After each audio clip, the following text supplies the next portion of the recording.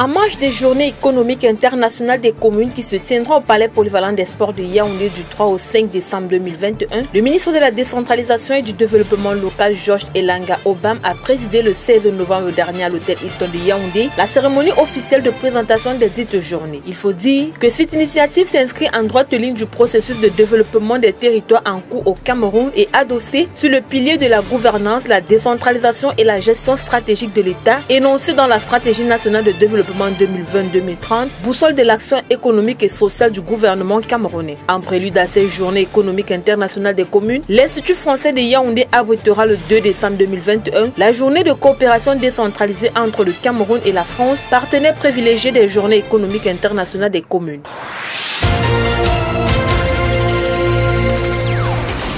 Suite aux crises socio-politiques en Centrafrique, le ministre camerounais de la Défense Joseph Betty Assomo a conduit une délégation interministérielle à la deuxième rencontre sécurité RCA Cameroun à Boire. Au menu de cette rencontre, les défis sécuritaires entre les deux pays, notamment la préservation de l'intégrité territoriale de chaque pays. Il faut dire que les crises socio-politiques en Centrafrique ont eu pour conséquence l'incursion des bandes armées et l'arrivée de plusieurs milliers de réfugiés centrafricains au Cameroun. Une situation qui nécessite une veille sécuritaire permanente pour maintenir la stabilité des régions de la Damawa et de l'Est, tributaires de la stabilité de la Centrafrique. Il faut relever qu'au cours de cette rencontre, les deux parties ont évoqué la question du retour volontaire des réfugiés centrafricains, dont le nombre est estimé à plus de 90 000, mais aussi la sécurisation du corridor Douala-Bangui au niveau de leurs frontières communes. Il convient de rappeler que la mission interministérielle conduite par Joseph Betty Assomo, ministre camerounais de la Défense, a débuté le 15 novembre dernier à l'Est du Cameroun. Accompagné des patrons des services de défense et de sécurité, le ministre de la Défense avait remobilisé les troupes en leur demandant de rester vigilants.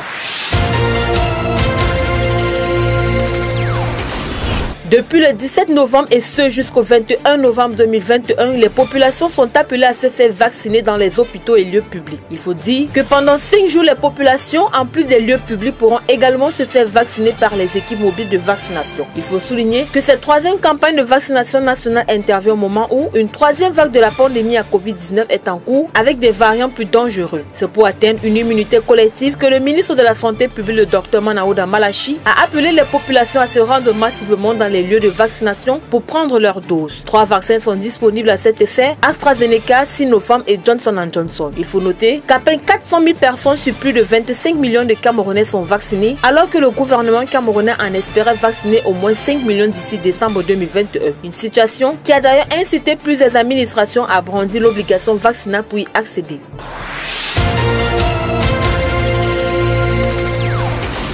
Selon le comité de pilotage du plan de veille et de riposte contre l'épidémie de coronavirus au Gabon, la situation épidémiologique du pays entre lundi 15 novembre et mardi 16 novembre 2021 a fait état de 156 nouveaux cas testés positifs au Covid-19 sur 7233 avec 2 décès. Il faut dire que depuis le début de cette semaine, 257 nouveaux cas positifs au Covid-19 ont été recensés sur l'entame du territoire gabonais. Selon la répartition des contaminations, 81 nouvelles infections sur 5784 prélèvements avaient été notifiés à Libreville. On comptait 3 nouveaux cas à Franceville et 4 à Moanda. Le Covid coronavirus a rapporté un nouveau cas à Moalia et 5 à Tibanga, 13 cas positifs à Makoko et 35 à Port-Gentil. En matière de prise en charge, on a noté une embellie de la cour épidémiologique avec 6012 cas actifs contre 6601 en début du mois de novembre. On a observé une décrue progressive des hospitalisations et un regain de nombre de nouvelles guérisons. Mais avec 2 nouveaux décès à Libreville,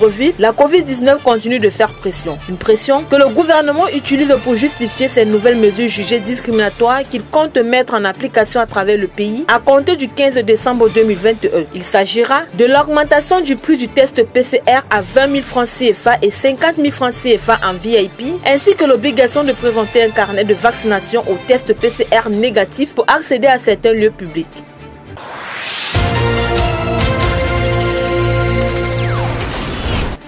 Le 18 novembre dernier, le secrétaire d'État à l'Éducation nationale et à la promotion civique, Saleh Bourna, a fait le tour des établissements scolaires de N'Djamena. À l'issue de sa visite dans 3 lycées de la capitale, le secrétaire d'État à l'Éducation nationale et à la promotion civique a recommandé aux responsables administratifs scolaires de procéder aux fouilles systématiques des élèves à l'entrée de leur établissement. Désormais, il est strictement interdit aux enseignants comme aux élèves de porter une arme, quelle qu'en soit sa nature, a prévenu Saleh Bourna, secrétaire d'État à l'Éducation nationale et à la promotion civique. Pour lui, le port d'armes en milieu scolaire constitue une menace sérieuse pour la sécurité des enseignants et des élèves eux-mêmes.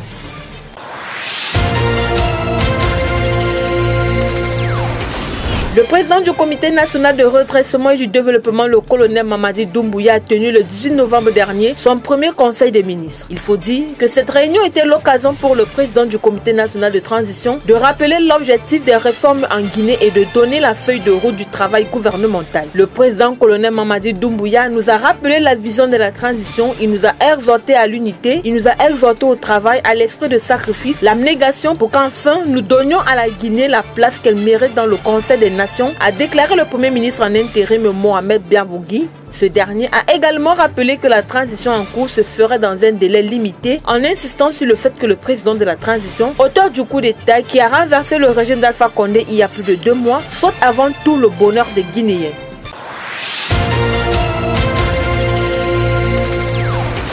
Gel des avoirs financiers et interdiction de voyager au sein de la zone ouest africaine, telles sont les sanctions infligées à 150 personnalités maliennes par la CEDEAO. Il faut dire que parmi les personnes visées par l'organisation figure le Premier ministre Choguel Maïga ainsi que la quasi-totalité du gouvernement. Il faut souligner que ces sanctions, qui sont également étendues aux membres de leurs familles proches, ont été décidées par l'organisation au début du mois de novembre afin de sanctionner les responsables de la crise profonde qui secoue le pays après le coup d'État, retardant les élections prévues en février 2022. Il faut noter que seul le président de transition et le chef de la junte, le colonel Assimi Goïta, ainsi que le ministre des Affaires étrangères, Abdoulaye Diop, ont été exemptés de ces sanctions.